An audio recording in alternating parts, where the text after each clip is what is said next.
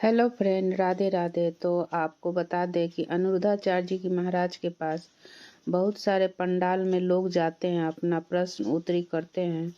तो एक माँ बेटी का कहानी सुनिए।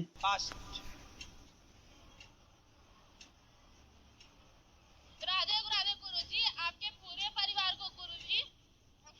मैं बहुत बेकार इंसान हूँ जी, अपने माँ बाप को बहुत तंग करती हूँ। क्यों करती हो आप?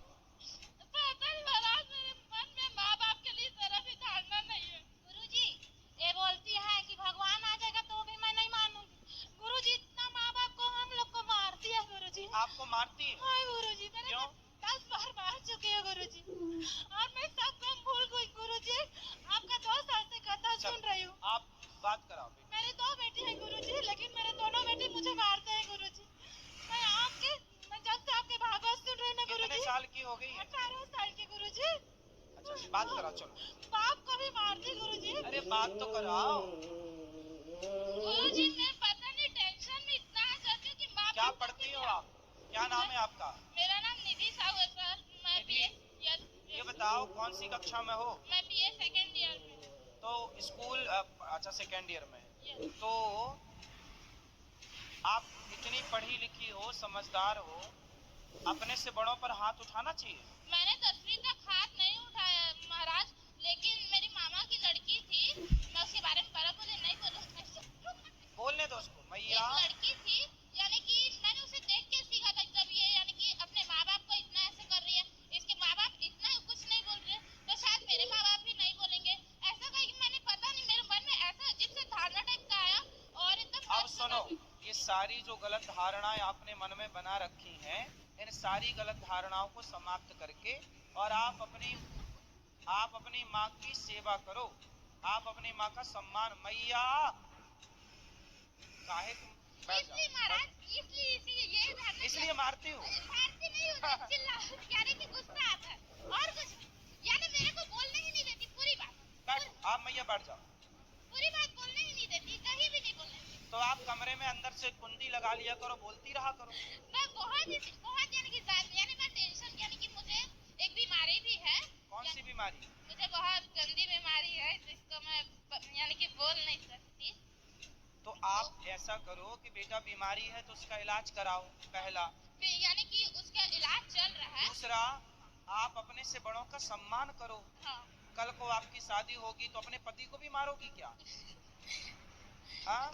देखिए, आप बोले। अच्छा चलो, बात कर, पहले मैया से बात कर ले, क्या कहना चाहिए। ये बोलती है गुरुजी, अगर मेरे पति माँ बाप को गाली देंगे तो मैं उनको भी मारूंगी। बोलती गुरुजी। तुम भी माँ बाप को मारो और वो गाली दे तो वो उसको भी मारोगी। अबे बोलती है गुरुजी, इतना गंदा गंदा घर में गाली देती है गुरुजी, मैं सुन नहीं पाती हूँ गुरुजी। अब नहीं देगी, अब नहीं देगी, अब बात अब मैं 2 साल से आपसे कथा सुन रही, आपने जिंदगी पूरा बदल दिया गुरुजी। उसको माइक तो दे दो मेरी माँ। गुरुजी सुनिए ना, सुनिए। मैं कान्हा जी को अपना बेटा मानती हूँ गुरुजी। मैं कान्हा जी को अपना बेटा बना के रखी हूँ। अच्छा है, पर उसको बात तो करने दो। गुरुजी, एक सवाल।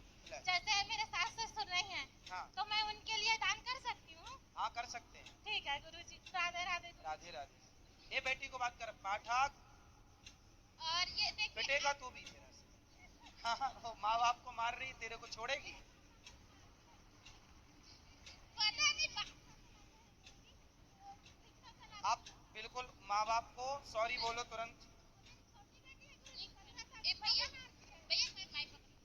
सुनो सुनो, ऐसे ऐसे कान पकड़ो और बोलो, माँ आज के बाद मैं अपने माँ बाप को कभी भी नहीं मारूंगी, दोनों के सामने। हाँ, अब नहीं मारना। देखिए, आप 3 साल हो गए महाराज, आप उसको बोलने दीजिए बेटी को। हाँ। 3 बार छीन लिए। अब आप बिल्कुल अपने माँ बाप पे हाथ नहीं उठाना और माँ बाप की बात मानना।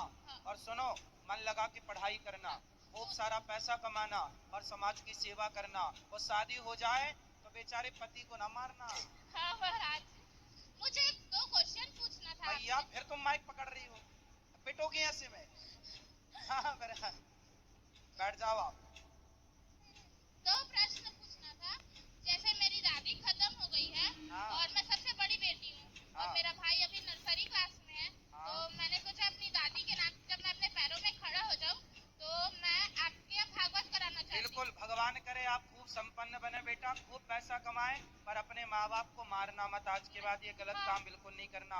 माँ बाप भगवान होते हैं, माँ बाप पर हाथ उठाना मतलब भगवान पर हाथ उठाने जैसा है। माँ बाप पर कभी अत्याचार न हो, ठीक है। और ऐसे पाप वगैरह तो नहीं होगा ना कि जैसे मैं लड़की को अपने दादी के नाम से करें, ऐसा कुछ तो नहीं होगा ना महाराज? ना, अब आप बिल्कुल अच्छे से रहना और अपने गुस्से पर कंट्रोल करना और अपनी माँ के काम में हाथ बटाना, जो माँ काम कहे वो काम भी करना, ठीक है। 5 मिनट बाद बोल देगी जा खेल, थोड़ी छाती से लगाई रहेगी, जा खेल। अरे माँ अपने बेटे को गोद में लेगी, कितनी देर लेगी? उसे आनंद आता है पुत्र को गोद में लेने में, पर कितनी देर लेगी? माँ अपने बच्चे के गालों को कब तक चूमेगी? 2 बार चूमेगी, 5 बार चूमेगी, 50 बार चूमेगी, फिर तो तार के रखे ही देगी। संसार का हर सुख जो है क्षणिक है, चाहे माँ पुत्र का हो, चाहे पति पत्नी का हो, चाहे खाने का हो, चाहे सोने का हो। हम खूब सोए, खूब आनंद आएगा, पर वो भी क्षणिक है। नींद खुली फिर नींद नहीं लगती, अब जागते रहो, करवट बदलते रहो। ये जो आनंद है क्षणिक आनंद है, इसे बड़ा करना हो तो क्या करना पड़ेगा?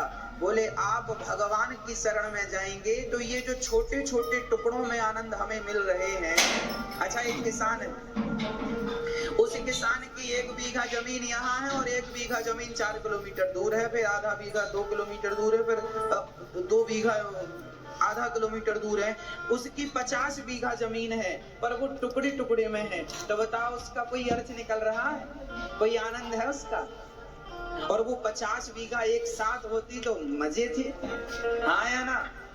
बोलो हाँ कि ना?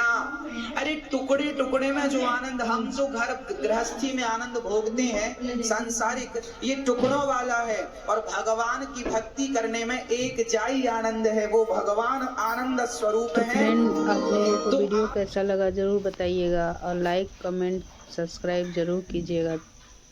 और आप भी वृंदावन गौरी गोपाल आश्रम में जाकर इनका कथा सुनिए। राधे राधे दोस्तों।